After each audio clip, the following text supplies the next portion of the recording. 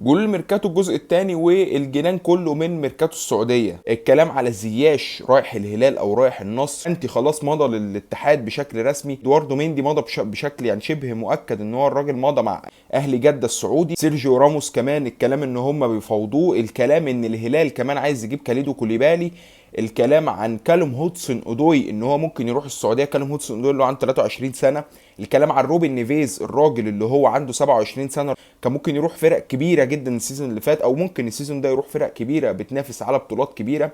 فالموضوع مش بس لعيبه بتفكر في الاعتزال هتنزل هناك او حاجه، لا الموضوع دخل في سكه ان هم عايزين يجيبوا لعيبه شباب تطور من شكل الدوري وتخلي الدوري شكله احسن على مدار السنين الجايه.